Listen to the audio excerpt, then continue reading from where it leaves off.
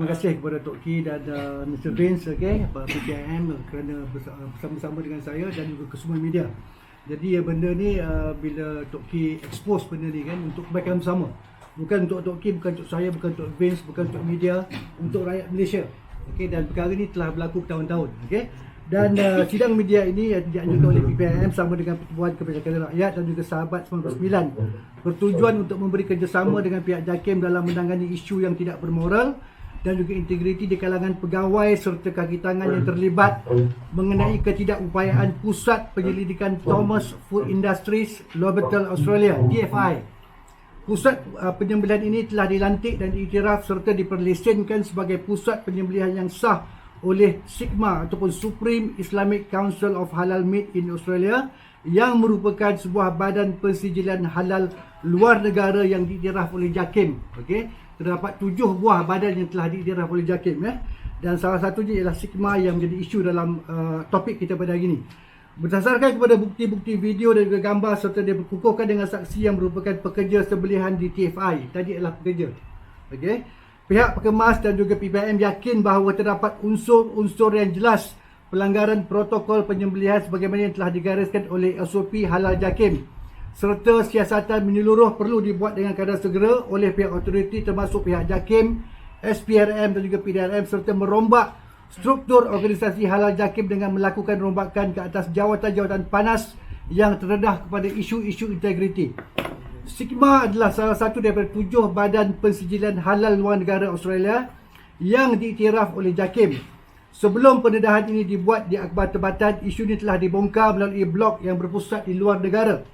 Walau bagaimanapun, tidak ada satu kenyataan media dibuat oleh pihak JAKIM untuk membalas dakwaan serta menafikan seperti yang dinyatakan dalam blog tersebut. Sekiranya apa yang didakwa adalah tidak benar, ini menimbulkan tanda tanya kepada semua pihak termasuk rakyat tempatan yang berkesempatan untuk membaca laporan tersebut bertajuk JAKIM Still Turning a Blind Eye to Halal Integrity Issues. Isu halal adalah isu yang amat sensitif kepada umat Islam di Malaysia. Protokol yang dikeluarkan oleh JAKIM dalam memastikan umat Islam dibekalkan daging sembelihan yang halal adalah syariat yang digariskan dalam Islam. Apabila isu ini sampai ke muatan kami sebagai umat Islam dan juga rakyat Malaysia serta pembayar cukai, saya mempunyai tanggungjawab untuk memastikan daging yang diimport untuk rakyat Malaysia adalah halal serta mengikut prosedur sembelihan yang digariskan di bawah SOP penyembelihan JAKIM.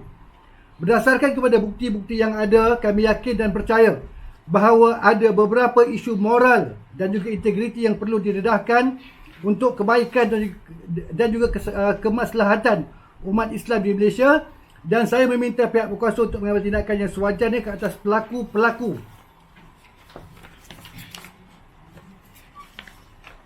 yang melanggar integriti halal Malaysia. Isu ini belum lagi mendapat pendedahan liputan yang sewajarnya sehingga 13 April 2022. Pada 13 April 2022, pihak Perkemas dan juga PPIM telah mengadakan sidang media dan laporan akhbar yang pertama telah dikeluarkan di akhbar tempatan pada 14 April 2022 bertajuk Rumah Sembelih di Australia bekal 45% daging ke Malaysia tidak ikut syariat Islam. Status halal meragukan. Pada 14 April 2022, JAKIM telah membuat kenyataan. Saya telah bekalkan media statement daripada JAKIM. Media telah membuat kenyataan media memberi respon kepada kenyataan media sebagaimana yang dilaporkan pada hari yang sama. Dalam kenyataan media tersebut, JAKIM tidak menafikan kesemua dakwaan yang dinyatakan dalam laporan akhbar pada 14 April. Sebaliknya menjelaskan turutan insiden yang berlaku bermula pada 1 hari bulan April 2022. Seterusnya telah menjelaskan bahawa pihak SIGMA telah mengadakan audit berkala ke atas Thomas Food International. Seterusnya pihak berkuasa Australia iaitu Department of Agriculture, Water and Environment DAWI memberi respon balas segera menyatakan mereka memandang serius dan telah memulakan siasatan. Dan saya telah menerima panggilan telefon pada 17 hari bulan. Apa yang didakwa oleh pihak JAKIM adalah tidak benar. Tidak ada berlaku sebarang semakan ke atas TFI ataupun pusat persembelihan tersebut. Dan pada 15 April 2022, laporan akhbar media tempatan melaporkan langgar protokol halal. Tiada pihak siasat rumah sembelihan di Australia tak patuh prosedur oleh bekas pensyarah dan juga penyelidik bebas warga Australia. Pada 16 April laporan akhbar media tempatan melaporkan lebih banyak akan dibongkar oleh PPIM yang akan beredarkan isu daging import tiada sijil halal oleh ketua aktivis PPIM. Pada 24 April 2022, laporan akhbar media tempatan melaporkan langgar protokol sembelih benar. Segala bukti didedah adalah sahih. Saya saksi dengan mata kepala saya sendiri. Ini adalah whistleblower kita yang bertugas sebagai penyembelih di Australia, yang telah diberhentikan kerja sebaik sahaja laporan dikeluarkan pada 14 April 2022. Selain daripada diberhentikan, beliau juga diugut dan ditekan oleh beberapa pihak yang berkepentingan. Berdasarkan kepada laporan media tersebut, tiada sebarang maklumat balas yang positif daripada pihak JAKIM untuk menafikan segala dakwaan-dakwaan yang telah dinyatakan dalam laporan media tersebut. Bahkan tiada kesungguhan untuk melakukan siasatan dalam yang menyeluruh, membawa kepada satu lagi email yang telah diberikan kepada Miss Anna Somerville daripada Dawi untuk meminta penjelasan menyeluruh sebagaimana yang didakwa dan diketahui telah menyatakan telah melakukan satu siasatan menyeluruh di TFI berkaitan pelanggaran kekejaman binatang, pelanggaran SOP, keselamatan makanan dan kebersihan serta pelanggaran SOP penyembelihan halal yang telah digariskan oleh JAKIM. Jadi itu statement saya, okey, bagi pihak pengemas yang saya rasa menjelaskan kronologi perkara yang berlaku daripada awal sampai habis. Dan isu yang pertama dikeluarkan oleh Asia Sentinel tetapi tidak diambil pusing oleh pihak JAKIM. Jadi bila melibatkan isu halal dan haram, saya rasa saya bersama dengan PPM, kita memang bersama-sama nak fight benda ni, okey, dan Datuk Nazim sendiri, Tok Ki, dah bawa tentang isu katil daripada dulu lagi sampai sekarang, okey. Jadi bila saya ceritakan tentang perkara isu ini, jadi beliau agak terkejut. Bayangkan pusat penyembelihan tersebut takungan darah bertakung dalam bilik pusat penyembelihan dan binatang tersebut tidak mati disebabkan penyembelihan tapi telah mati disebabkan lemas dalam darah. Okey, itu yang pertama. Yang kedua, kawasan penyembelihan tersebut terbuka. Okey, ada anjing liar, ada binatang-binatang liar. Jadi ada kambing-kambing tersebut yang tak sempat disembelih telah mati akibat digigit oleh anjing-anjing liar tersebut. Jadi ini adalah antara isu-isu yang penting yang perlu kita kemukakan. Dan kita tumpu kepada TFI, Thomas Lobatel Abattoir. Pasal dia adalah pusat penyembelihan yang telah diiktiraf oleh Sigma. Sigma adalah salah satu badan yang diiktiraf oleh pihak JAKIM. Ada 7 badan, okey, tapi Sigma ni a bit special, okey, di mata JAKIM. Jadi kita nak tahu sepanjang hubungan mereka ini yang membawa kepada pelbagai masalah isu tentang penyembelihan yang tidak halal yang telah diberikan kepada rakyat Malaysia, yang kita makan selama ni yang kita ingat halal. Jadi kita tak sure sama ada benda tu halal ataupun tidak. Jadi sekian laporan saya. Okay, terima kasih. Jadi okey, kau ada siapa-siapa nak tanya our brother apa dia, the hoodman ke whatever? Tapi sebelum tu saya nak tanya tuan, apa tuan maklumkan sebenarnya pihak JAKIM memberi maklumat palsu bahawa tiada audit yang dijalankan oleh pihak Ada JAKIM. audit, dia telah buat audit tapi kita menafikan pasal kita dapat laporan daripada kita punya whistleblower di Australia bahawa tidak berlaku sebarang siasatan dan juga audit oleh pihak Sigma ataupun wakil JAKIM di Canberra, di High Commission kita di Australia. Jadi dalam erti kata lain, JAKIM telah memberi maklumat yang Palsu. salah. Salah. Jadi adakah mana-mana pihak membuat laporan polis kerana memberi maklumat yang salah kepada rakyat, khususnya orang Islam, adalah salah di sisi undang-undang? Okey, Ini segi SPRM dengan polis sudah belum mana akan juga polis. Okey, ini sidang media pertama bersama dengan PPM dan juga sahabat 99 Sarah Vince, okey. Dia pun daripada Australia terlibat dalam penyembelih, dia tahu. Dan kita punya whistleblower tu adalah seorang pemberi maklumat yang telah diberhentikan. Beliau telah diugut. Apabila saya punya press statement keluar pada 14 hari bulan, okey, di muka pertama hadapan di media tempatan, okey, beliau telah diberikan surat amaran dan telah diberhentikan 24 jam. Okey, dan dalam masa yang sama keluarga beliau telah diugut dan beliau juga telah diugut. Ini antara tekanan yang kami terima tekanan-tekanan yang bekas-bekas pekerja yang telah terima. Dan sehingga ke hari ini saya menerima panggilan dekat 30 panggilan telefon daripada bekas-bekas penyembelih bahawa mereka sedang diugut sekarang di Australia. Jadi ini yang berlaku. Jadi saya minta pihak-pihak media untuk mendedahkan perkara ini sebab ia melibatkan halal dan haram. Ini adalah syariat. Tugas saya ialah untuk menyampaikan, tugas Tok Ki ataupun Datuk Nazim ialah untuk menyebarkan isu ini kepada rakyat Malaysia. Okey, dan tugas kami nak melaksanakan fardu kifayah. Ini adalah penting supaya umat Islam tahu. Okey, kalau tak boleh dengan tangan, dengan perkataan. Okey, jadi kami minta bagi kerjasama. Jadi insya-Allah beberapa tindakan susulan akan dibuat oleh kami, insya-Allah. Tadi dalam statement JAKIM tu dia ada tulis nak mengadakan pertemuan dengan tuan. Kerana saya rasa ada pertemuan tu.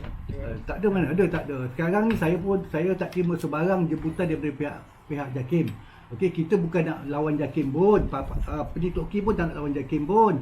Tok Ki pun dah berjuang untuk bab kartel import ni pada dulu lagi dah. Beliau lagi hebat. Okey. Jadi bila tak panggil saya, tak nak panggil saya pun tak apa, panggil Tok Ki lah, wakil kita. Okey, bab pengguna memang Tok Ki memang champion. Okey, saya hormat beliau. Tapi tak ada panggilan pun, tak panggil Pekemas, tak panggil Tok Ki, okey, tak panggil Vince. Okey, bila tak ada panggilan, dalam media statement saya dah berikan, dia akan panggil Pekemas. Tapi dia tak panggil. Kita tak ada isu dengan ketua pengarah JAKIM, okey, Datuk Hakimah. We don't have any issue with Datuk Hakimah. She's a nice person, okey. Tapi ada beberapa individu dalam JAKIM yang ada isu integriti dan juga moral. Itu yang saya nak cakapkan. So apabila JAKIM tidak action ambil perhatian benda ni, adakah pihak persatuan sendiri membuat appointment dengan pengarah JAKIM? Sebab what you say that pengarah JAKIM very nice person, everything, why not you give appointment dengan diorang untuk berjumpa secara personal ke apa ke? Kita nak memperbetulkan keadaan. Okay, JAKIM jangan nampak kita sebagai musuh. Okey, bila you nampak kita sebagai musuh, inilah masalahnya. You ingat you punya cara semua betul. Dan dia dapat maklumat daripada pegawai yang juga merupakan ada isu integriti. Saya tak nak sebut siapa nama pegawai tersebut. Okey, dan siapa yang terlibat, saya tak nak. Okey, saya bukan orang yang akan mengaitkan nama-nama individu yang tertentu. Okey, tapi bukti-bukti yang dinyatakan pada saya semuanya jelas.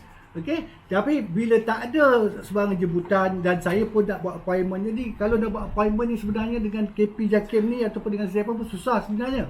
Nak dapat line tu pun susah. Jadi saya rasa bila dia nyatakan dalam statement, media statement tersebut pada 15 hari bulan, jadi saya tunggulah panggilan telefon. Saya telefon Tok Ki, Datuk Hakimah ada telefon tak? Pasal Datuk Nazim ni memang sentiasa dihubungi oleh pihak JAKIM untuk tahu apakah input atau apakah isu semasa pengguna pada hari ini. Tapi Tok Ki pun tak jemput. Jadi dia kata dengan saya, Faizal tak ada, dia tak ada call me. Okey, tak apa, kita tunggulah. Okey. Dia jemput raya. Raya. Macam PPIM dah lama berjuang dalam isu kartel daging ni. Sejauh mana impak daripada perjuangan ni? Ada tak kartel daging yang berjaya ditumpaskan lah dalam sejarah? Belum pernah dengar lagi lah. Sejarah ni. Sebab ini memang saya dimaklumkan kartel daging ni membabitkan pelibatan orang atasan, di mana dia sensitif sangat dan setiap kali isu ni didedahkan di media, ada saja diversion yang dibuat oleh pihak berkenaan untuk mengalih isu. Jadi macam mana ini melibatkan kartel yang besar, yang melibatkan duit yang amat besar dan pengaruhnya amat besar. Jadi kita haraplah PC hari ini akan membuka jalan. Pasal sebenarnya sebelum ini kita juga atau kawan-kawan kita juga ada memberi cadangan bagaimana perkara ini dapat diselesaikan. Sebenarnya ada kaedah menyelesaikan, takkan tak ada. Tak masuk akal kilang macam tu, tahap kebersihannya tak ada kena hasap ke apa, tak masuk akal. Ini semua benda yang pelik-pelik yang tidak seharusnya berlaku. Jadi kita ada kawan-kawan juga di sini yang beritahu, dia orang kata dia orang hantar pada JAKIM cadangan untuk mempunyai sistem yang haram proof. Contohnya lah yang boleh diterima pakai, yang dapat menjadikan kita tenang bila kita makan daging. Jadi bila isu macam ni timbul, daging pun orang takut nak makan.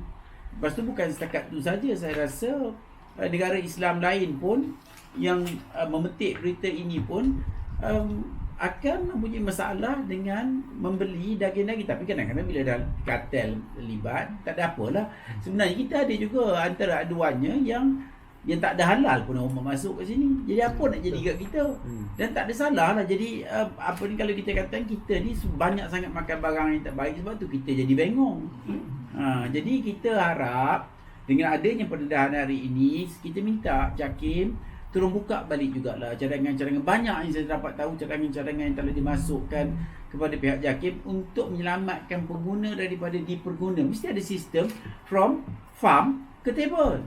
Nak tahu mana dah ni apa dia, parent dia, apa stok mana ke, macam siapa punya melih dia, mesti ada tu laluan yang jelas.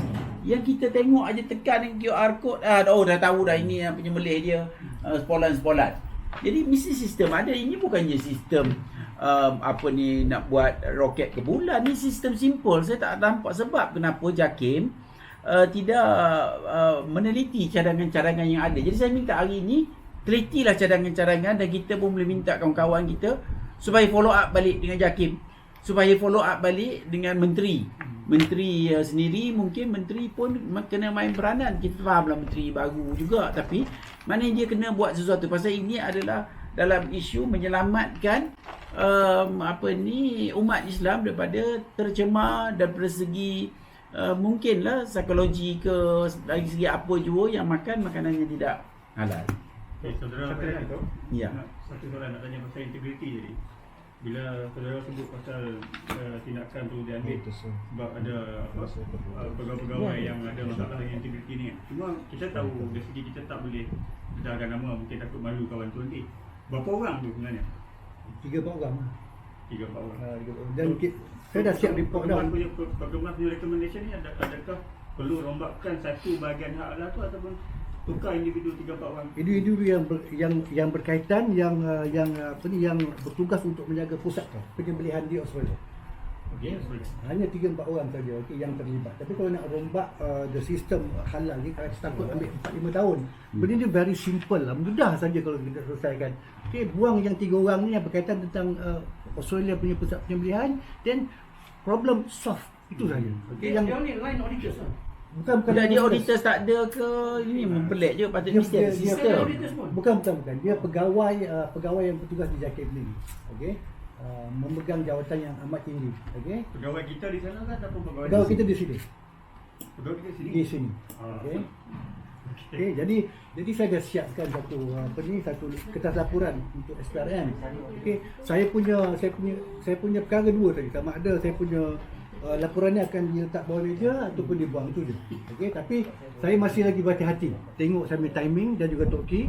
Okey, saya tengok blessing kepada Tok Ki. Tok Ki kalau on, saya on lah. Tapi kalau Tok Ki kata tunggu dulu, kita kumpul dulu. Okey, kita cari dulu. Okey, kita adakan perbincangan dulu, dan kita pun taklah zalim sangat nak terus jumpa SPRM dan oi kau kena rotan semua tu. Tidak, kita bukan macam tu. Kita orang Melayu ada adab dan juga adat. Tetapi sikap dan perlakuan JAKIM ni tak sepatutnya buat pada rakyat Malaysia.